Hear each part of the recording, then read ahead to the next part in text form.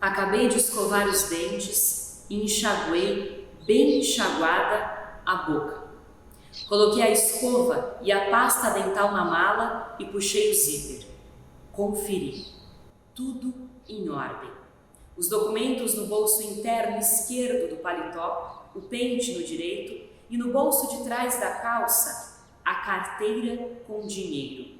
Um bolso com um botão bem resistente, que abotoa sobre uma casa pequena, quase pequena demais para ele. Difícil de abotoar e mais difícil ainda de desabotoar. O chaveiro bem preso na presilha da calça, debaixo da cinta e enfiado no bolsinho dos níqueis. Os sapatos bem amarrados. Olhei. Faltava um tanto de graxa neles. E brilho. Detesto andar de sapatos sujos. Puxei um pedaço da coxa que cobria a cama e lustrei o sapato. A poeira vermelha foi ficando no tecido azulado. O sapato só mais ou menos. Para chegar no ponto, ainda precisava de graxa e um bom lustro de escova. Na colcha ficara uma mancha escura e avermelhada, mais de palmo. Mas não tinha importância, até melhor. Desse jeito, a dona da pensão era obrigada a mandar lavá-la. Ela estava mesmo precisando. Mal cheirosa. Mal cheirosa. Tudo em ordem. Apanhei a maleta, o mostruário e saí para o corredor. Caminhei até a portaria e não encontrei ninguém. O balcão da recepção estava vazio. Esperei um pouco. 5 minutos, talvez. E não apareceu pessoa alguma. Levemente, dei 2 tapas sobre a tábua do balcão, esperando despertar a atenção da velha ou de alguma empregadinha.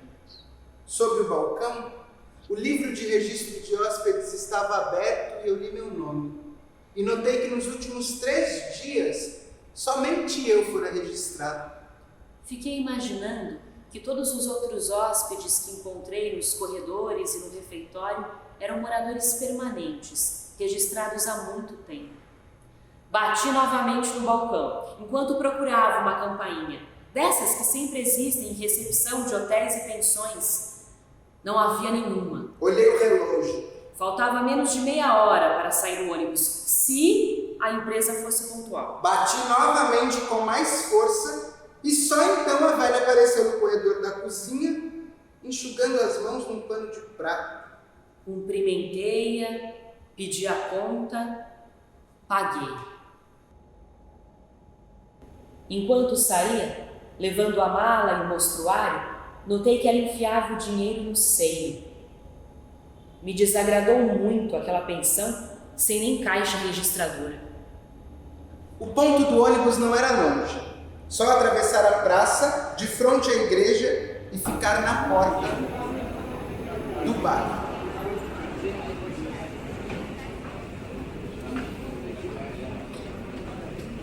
Já havia muita gente ali esperando. Coloquei a mala e o mostruário no chão, junto à parede. Tirei do bolsinho do paletó a minha passagem, comprada de véspera, e conferi o lugar. Número 6. Segundo banco atrás do motorista, lado do corredor, onde eu poderia esticar as pernas à vontade enquanto controlava a estrada, longe da poeira dos últimos lugares. Sempre que a gente se senta um pouco mais atrás, nos ônibus que rodam por estradas de terra, come um poeirão danado. É só o ônibus parar e o pó levanta-se. Uma nuvem opaca e vem por trás, entrando em cada janela aberta. Em cada fresta de vidro, e sufoca os pulmões da gente. Por isso, sempre mantive o meu limpo hábito de reservar sempre o bilhete número 6. Nem tão atrás que empoeire tanto, nem tão à frente que o zoar do motor não deixe a gente dormir. Eu havia esquecido o meu guarda-pó de linho, que sempre trazia nessas viagens ao interior, quando podia contar com poeira certa. Por isso, não vestira meu terno completo. Estava com o velho paletó cinza e a calça azul marinho que usava quando tinha que visitar alguma fazenda, oferecendo meus produtos. A camisa não houve jeito. Era branca mesmo. Não coloquei gravata, era estragá-la na certeza. O dia ia pela sua metade, um pouco além das 2 horas. Entrei no bar, cheio de gente. A mala e o mostruário pesavam bastante. Coloquei-as no chão e pedi um guaraná. E já bebia quando me deu vontade de comer um quindim. Mastiguei devagar. Pedi ao rapaz do bar que olhasse pela mala e pelo mostruário e fui ao mictório.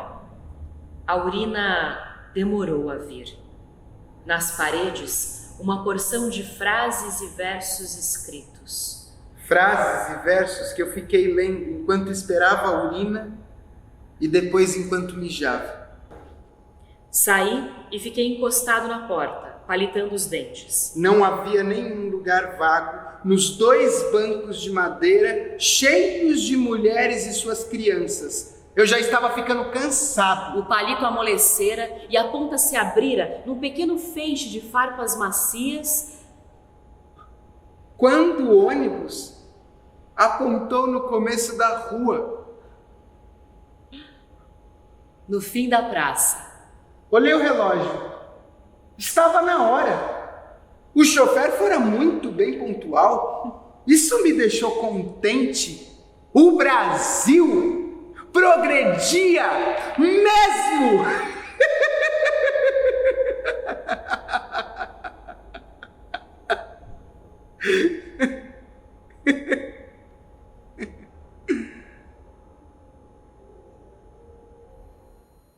Me aprumei. As mulheres também viram o ônibus e já se levantavam, barulhentas, chamando os filhos, pondo uma urgência medonha em tudo. O ônibus encostou. Abriu-se a porta e o cobrador desceu. Moreno, magro e sorridente. Entrou no bar. O motorista saltou em seguida e foi tomar seu cafezinho no balcão. Olhei outra vez minha passagem. Número 6, reservada, comprada com bastante antecedência. Deixei que as mulheres com as crianças entrassem antes. O cobrador voltou e começou a guardar as malas. Entreguei-lhe minha maleta e o mostruário. Fiquei esperando para ver em qual compartimento ele iria guardá-las. Não queria confusão com as minhas malas e podia esperar enquanto os outros passageiros se atropelavam na porta do ônibus. Porque eu tinha o meu lugar reservado. Banco número 6. Desde a véspera. Fui um dos últimos a entrar e o ônibus não estava cheio. Parei um pouquinho na porta, trepado no segundo degrau e cumprimentei o motorista que ajeitava 2 pacotes ao lado do motor junto ao banco. Para minha surpresa, o chão estava limpo e um cheirinho de creolina indicava que ele fora lavado há pouco tempo. Uma boa empresa de ônibus aquela ali, sem dúvidas nem sombras. Procurei o meu lugar. No banco da frente, o primeiro, atrás do motorista, na mesma fileira em que eu estava, 2 boiadeiros. As botas cheias de barro falam em voz baixa, os chapéus descansando no colo. De certo andavam olhando gado, comprando. Estiquei um pouquinho o pescoço para o lado, a fim de ver bem o rosto deles. Os 2 estavam com a barba crescida e pareciam cansados. Achei melhor não puxar conversa. No primeiro banco, do outro lado, aquele que fica sozinho lá na frente, antes da porta, ao lado do motorista, o cobrador mexia com um bloquinho de passagens e ajeitava um pequeno maço de notas miúdas para o troco. Estava muito entretido em sua obrigação para responder a qualquer cumprimento meu. Logo depois da porta, ainda do outro lado do ônibus, sentava-se uma velha gorda junto à janela. Um pouco longe dela, no mesmo banco,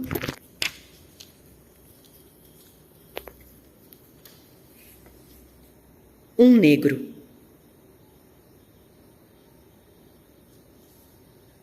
Virei o pescoço mais ainda e vi outro casal, 2 mulheres e várias crianças que choramingavam lá atrás, perto da cozinha.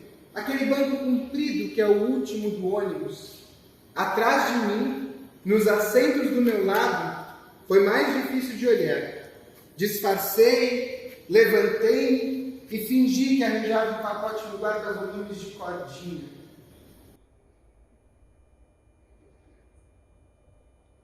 No número 5, estava sentado um senhor bem vestido, o terno azul marinho novo, os cabelos brancos e um curativo sobre o olho esquerdo.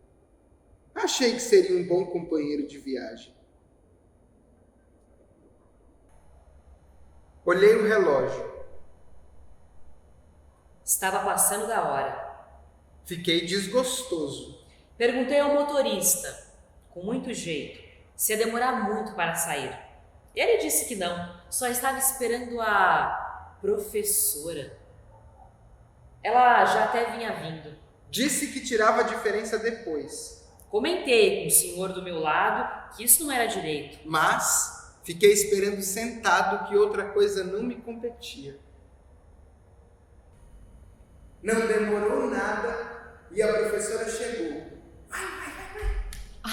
Muito alegre, sorrindo, esbaforida. Chegou correndo e trazia um pacote de cadernos nos braços e uma grande bolsa de couro pendurada no ombro. Era muito alegre mesmo, subiu depressa. O cobrador saiu ligeiro do banco onde estava e cedeu o lugar para ela.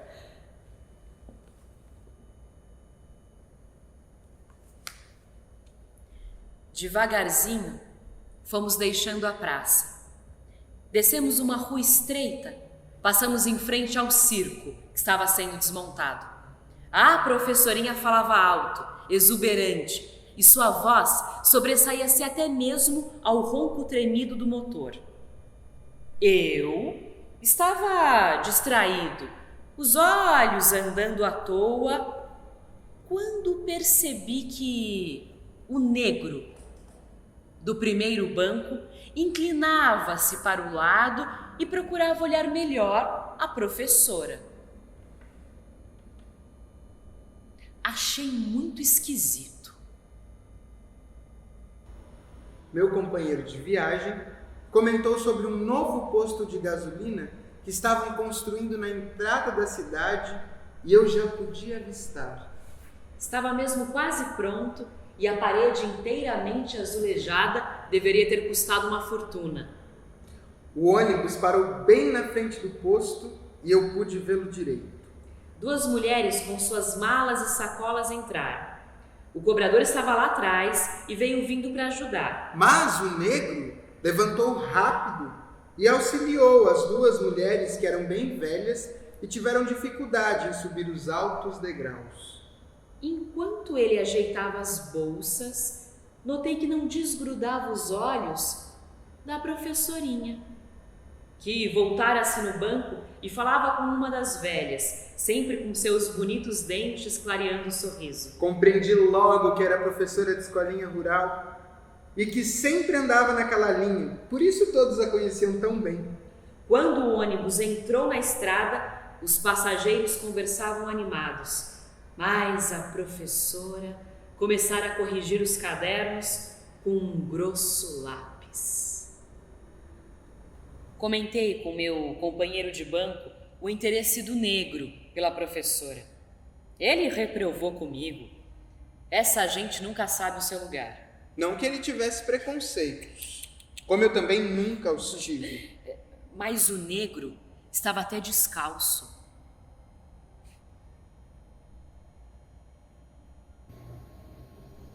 Uma certa hora, a professora ajeitou-se no banco, virando as pernas para fora, encontrando melhor posição para a correção dos cadernos. Com o movimento, o vestido subiu um pouco, mostrando até mais em cima um pedaço deslumbrante de coxas claras. Eram pernas lisas e certas e pareciam rijas como boa madeira de lei. O negro estava de olho.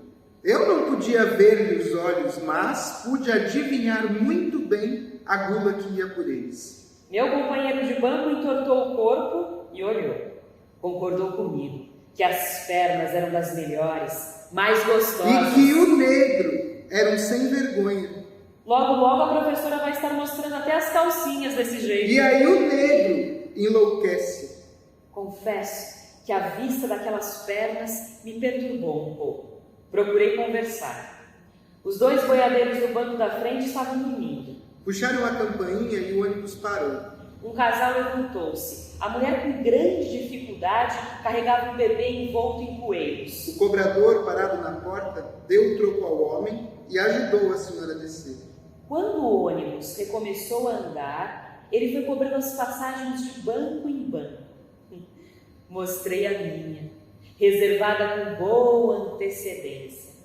Ele apanhou-a e fez nela 2 buraquinhos redondos com seu alicate de picotar. O negro tirou o dinheiro do bolso e pagou.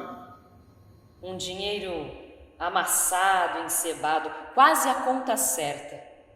Eu fiquei olhando o pé dele. O dedão tinha unhas pretas e gretadas. Me deu vontade de ver como é que era a mão dele.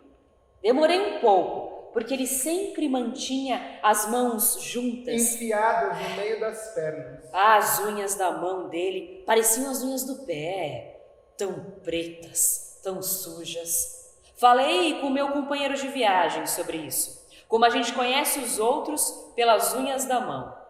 Seus hábitos, seu coração.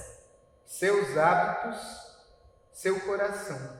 Notei nele uma rápida Um reação, movimento ligeiro que tinha a intenção de passar desapercebido. procurando com a ponta dos olhos a ponta dos dedos. As unhas dele estavam cortadas e limpas. Eu já havia notado isso, senão não teria comentado. Eu também olhei para as minhas unhas. Embora soubesse que elas estavam limpas, lustrosas, curtas e sem cutículas. Como sempre. Como sempre. O ônibus ia indo. A professorinha continuava corrigindo os cadernos e voltar as pernas para dentro do banco, de forma que já não se podia mais ver suas macias coxas. Comentei isso com o velho senhor. E ficamos imaginando o desespero do negro, que perdera seu espetáculo. Eu estava pensando nisso. O ônibus rodava pela estrada vermelha, quando o negro levantou-se E foi falar qualquer coisa ao motorista. Como ele falou muito baixo, eu não pude escutar o que dizia, embora tivesse me concentrado em grandes ouvidos. O que eu pude notar, e o meu companheiro de banco notou também, quando chamei a atenção dele, foi que o negro falava ao motorista, mas tinha os olhos postos na professora, que continuava com seu trabalho, apesar dos balanços e saculejos do ônibus. O motorista respondeu qualquer coisa. E o negro sentou-se novamente. O balançar e trepidar do ônibus na estrada de terra começou a me enjoar. O asfalto ainda demoraria compridos quilômetros. O diabo do negro não parava quieto. De vez em quando levantava-se, as mãos apoiadas nos suportes do guarda-volumes, e olhava para os 2 lados da estrada, como se estivesse tentando reconhecer onde o ônibus ia passando. Aí então eu pude vê-lo com calma, analisar bem analisado as feições do rosto, da boca, do nariz. A boca nascia de um beiço grosso, roxo, pendente, e acabava num beiço menor, tão curto que quase encostava no nariz. E o nariz era mais chato que o normal dos negros, e bem perto da narina esquerda tinha um calombo avermelhado que me fez lembrar imbernes. Os olhos eram de quem bebe muito, avermelhados, estriados de sangue. Um negro muito feio mesmo. Depois ele sentou-se e ficou quieto. O calorzinho gostoso do meio da tarde, a modorra suave, provocada pelo ronronar do motor e o sono fundo dos 2 boiadeiros do banco da frente foram me amolecendo. Entrefechei os olhos e fiquei pensando, suave, na professorinha. Não havia podido distinguir direito os traços da cara dela. Deveria ser realmente muito bonita, gordinha. Eu só sabia do riso branco de belos dentes. O cabelo dela era louro e eu escarafunchei minhas lembranças catando uma certeira comparação. Mas só me vinham as imagens das coxas dela, brancas, rijas, de pegar e morder como cana madura. Eu fiquei cochilando, pescando meus lambaris enquanto ia mordendo, mordiscando leve as macias coxas da professorinha, que corrigia os cadernos lá no banco da frente. De repente, o ônibus reduziu a marcha e começou a parar. Abri os olhos, meio desperto, procurando saber quem descia ou entrava. Quando parou de todo, à margem da estrada, a professora levantou-se sorrindo, falando um até amanhã ao motorista e olhando pela janela, de certo esperando alguns de seus aluninhos. Eu fiquei inteiramente acordado. Ela levantou-se, saiu meio de lado, puxando o vestido, parou um instante no degrau superior da porta e eu notei que sua bunda bem feita estava na altura dos olhos do negro, que disfarçava e olhava pela janela, interessado em qualquer coisa lá fora. Ela desceu, deu um novo até logo ao motorista e saiu das minhas vistas. O ônibus ia arrancando, a porta ainda aberta. O negro levantou-se precipitado, falou ao motorista um balbucio, entregou a passagem, pegou um pacote que colocara no porta-volumes em cima do banco e desceu. A porta fechou, chiando seu ar comprimido. E eu tive uma certeza. Como um relâmpago, como um tiro, como um tombo. Esse negro ia fazer das suas, e a professorinha era que era. Pensei em falar, mas detive-me por uns momentos. O ônibus principiava a retomar sua velocidade de sempre. As pessoas todas estavam quietas, com preguiça de conversar. Eu fiz meus pesos e medidas, meus próprios julgamentos e achei que não podia me omitir.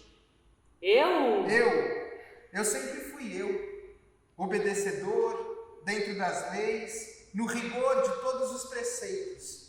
Eu sabia uma certeza e não podia acovardar-me, deixar que passasse. Acordei meu vizinho de banco e falei com ele o que eu estava pensando. Seu olho sozinho me olhou sério e senti que ele concordava comigo. Resolvi agir. Levantei-me e fui ao motorista. Falei, expliquei, contei, informei. Ele me olhou espantado. Não pareceu acreditar muito, mas senti uma leve onda de preocupação tomar conta da cara dele. Insisti, altas vozes, e os 2 boiadeiros já estavam interessados. Repeti a história, contei do negro, os olhos nas coxas, a pressa de descer. Eles entenderam e acreditaram na hora.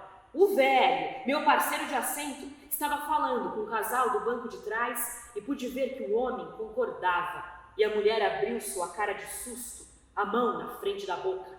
A velha gorda que vinha dividindo o banco com o negro escutava a conversa e não demorou a intervir. De repente, muita gente falava e todos acusavam. Diziam. Todos tinham suas certezas. O motorista parou o ônibus. O cobrador que dormia lá no fundo veio depressa saber o que estava vendo. Um dos boiadeiros começou a explicar. Eu completei o caso. O cobrador abaixou-se e pegou uma barra de ferro que estava debaixo do banco do motorista. Nessa altura, todos os homens do ônibus tinham vindo para frente. As mulheres esticavam o pescoço, ficavam caladas, ansiosas, para descobrir as causas do transtorno, os porquês do ônibus parado, da viagem interrompida. Eu já sabia o que nos competia fazer. Nós, homens decentes e civilizados, com um pingo que fosse de moral. Aí eu sugeri que voltássemos, que fôssemos depressa. Ah, professor em perigo, negro nojento, voltássemos e queira a Deus se não seria tarde demais. Tudo consumado. Tudo consumado. O motorista ainda estava indeciso, tinha suas ordens, o horário a cumprir. O cobrador agitava a barra de ferro. Um dos boiadeiros insistiu em voltar. Eu achei que estava até passando da hora. Se demorássemos mais, íamos somente voltar para vinganças. Recontei todos os movimentos do negro. Os olhares, as brancas coxas da professora, as escuras unhas de gretas, o pé descalço, o dinheiro amarrotado na palma da mão, o beiço roxo, os olhos ciscados de vermelho, o calombo na cara. Insisti, tinham que acreditar, decidi logo. Meu companheiro de banco que confirmasse. Ele fez que sim com a cabeça. Silencioso. Eu já não tinha mais argumento. Eu já não tinha mais argumento nenhum. Isso me afogava, me deixava impotente. O negro, a professora, as coxas rijas, o rosto gordinho. Aí então me encheu o saco e eu resolvi comandar. Mandei virar o ônibus e voltar. O motorista, meio assustado, me obedeceu, enquanto todos os passageiros aprovavam. Caras iam se formando ódio. O ônibus voltava rápido. A paisagem sendo apenas largas manchas coloridas dentro dos barulhos da tarde. Estávamos quase todos de pé, dentro do ônibus que corria, cada um se preparando do seu modo para as coisas que iam acontecer. O cobrador ia batendo devagar o pedaço de ferro no cano niquelado, que era parte do encosto do banco, e fazia um fraco ruído metálico, enquanto pedacinhos do prateado ficavam grudados no ferro. O motorista fazia curvas e curvas, a poeira levantando, vermelha e morna. De repente, depois de um bosque de eucaliptos, apareceu a escola, branca e pequena, no começo do morro. O ônibus diminuiu a marcha e todos nós fomos olhando, lado e lado, esquerda, direita, repassando touceiras, escarafunchando sombras, os ouvidos prontos para o grito.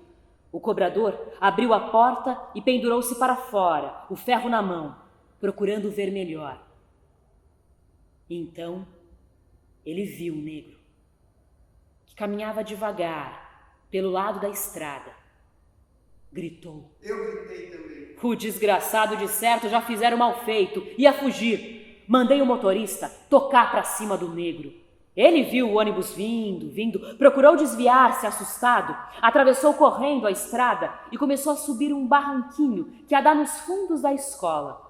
O ônibus encostava no barranco quando o cobrador, os dois boiadeiros, outros homens e eu descemos correndo. As mulheres gritando e vindo atrás. Então eu vi quando pegaram o negro.